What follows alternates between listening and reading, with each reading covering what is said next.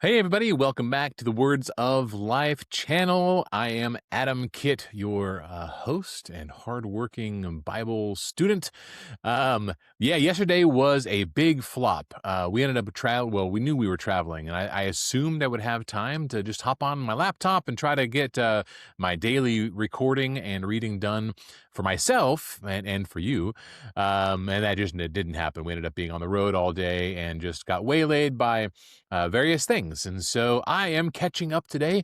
And so I ask your forgiveness and your grace. But today we're going to be doing chapters 6 and 7 of the book of Proverbs. So without any further ado, let's dive right in. Let's see what Solomon has to say in chapter 6. All right. Proverbs chapter 6 says, "My son, if you have put up security for your neighbor, have given your pledge for a stranger, if you are snared in the words of your mouth, caught in the words of your mouth, then do this, my son, and save yourself, for you have come into the hand of your neighbor. Go, hasten, and plead urgently with your neighbor. Give your eyes no sleep and your eyelids no slumber. Save yourself like a gazelle from the hand of the hunter, like a bird from the hand of the fowler. Go to the ant, O sluggard, consider her ways and be wise. Without having any chief, officer, or ruler, she prepares her bread in summer and gathers her food in harvest. How long will you lie there, O sluggard? When will you arise from your sleep? A little slumber, a little folding of the hands to rest, and poverty will come upon you like a robber, and want like an armed man. A worthless person, a wicked man, goes about with crooked speech, winks with his eyes, signals with his feet, points with his finger, with perverted heart devises evil, continually sowing discord. Therefore calamity will come upon him suddenly. In a moment he will be broken beyond healing. There are 6 things that the Lord hates, 7 that are an abomination to him: haughty eyes, a lying tongue, and hands that shed innocent blood, a heart that devises wicked plans, feet that make haste to run to evil, a false witness who breathes out lies, and one who sows discord among brothers. My son, keep your father's commandment and forsake not your mother's teaching. Bind them on your heart always. Tie them around your neck. When you walk, they will lead you. When you lie down, they will watch over you. And when you awake, they will talk with you.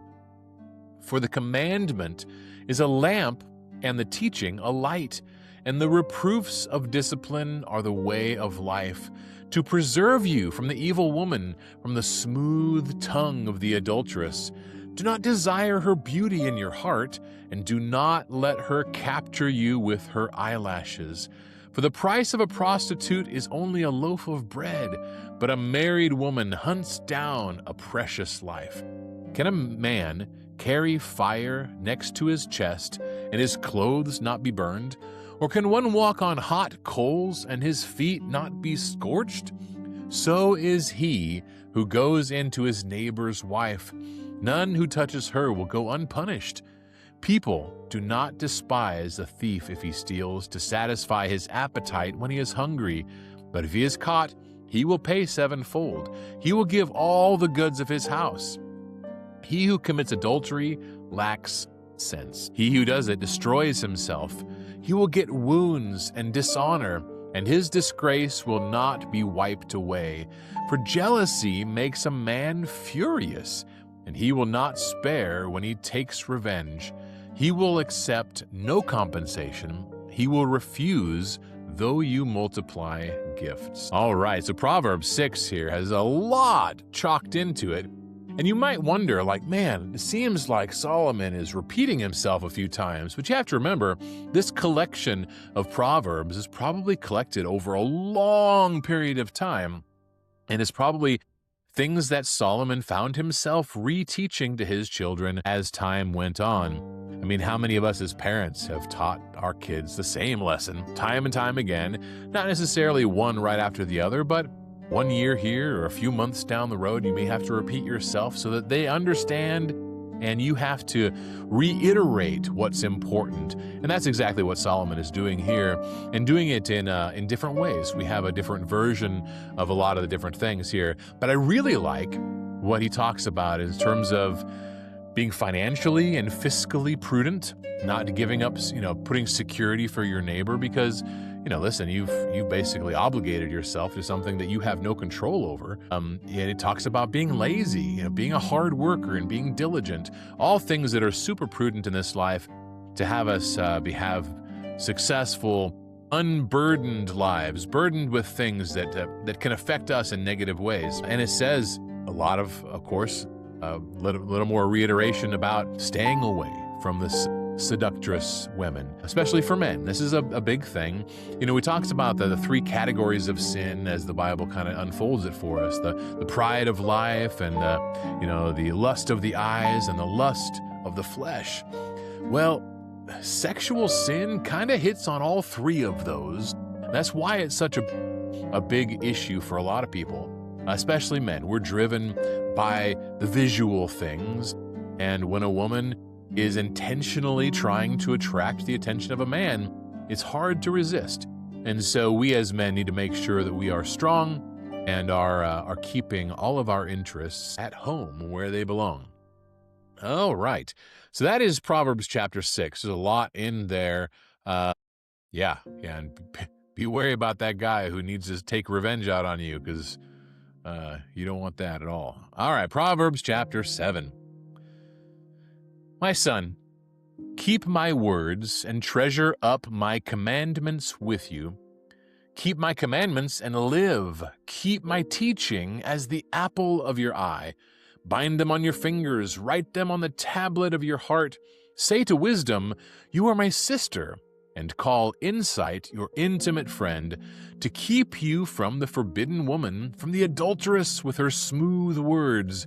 For at the window of my house I have looked out through my lattice, and I have seen among the simple, I have perceived among the youths, a young man lacking sense, passing along the street near her corner, taking the road to her house, in the twilight, in the evening, the time of night and darkness. And behold, the woman meets him, dressed as a prostitute, wily of heart. She is loud and wayward, her feet do not stay at home. Now in the street, now in the market, and at every corner she lies in wait. She seizes him and kisses him, and with bold face she says to him, I had to offer sacrifices, and today I have paid my vows. So now I have come out to meet you, to seek you eagerly, and I have found you. I have spread my couch with coverings, colored linens from Egyptian linen. I have perfumed my bed with myrrh, aloes, and cinnamon. Come, let us take our fill of love till morning. Let us delight ourselves with love. For my husband is not at home. He has gone on a long journey. He took a bag of money with him, and at full moon, he will come home. With much seductive speech, she persuades him. With her smooth talk, she compels him. All at once he follows her, as an ox goes to the slaughter, or as a stag is caught fast till an arrow pierces its liver, as a bird rushes into a snare. He does not know that it will cost him his life. And now, O sons, listen to me, and be attentive to the words of my mouth. Let not your heart turn aside to her ways. Do not stray into her paths. For many a victim has she laid low, and all her slain are a mighty throng. Her house is the way to Sheol, going down to the chambers of death. All right, so Solomon again triples down, quadruples down on the warnings about being wise and not straying where you shouldn't stray. Listen, it's apparent that in this community he's talking about maybe was common for the villages there at that time. There might have been a section of town where this type of activity would be going on.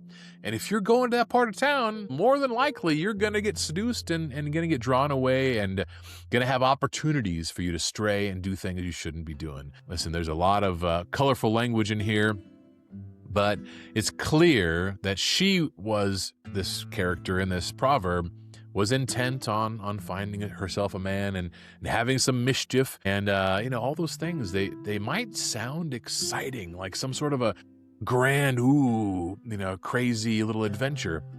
But at the end of the day, it's sin, and it's going to take you away and cause you to be separated from God in a way that you may not be able to come back from. So it's really good advice here from Solomon, both 6 and 7. We'll wrap it up with that, and thank you again for your patience and in letting me slide yesterday.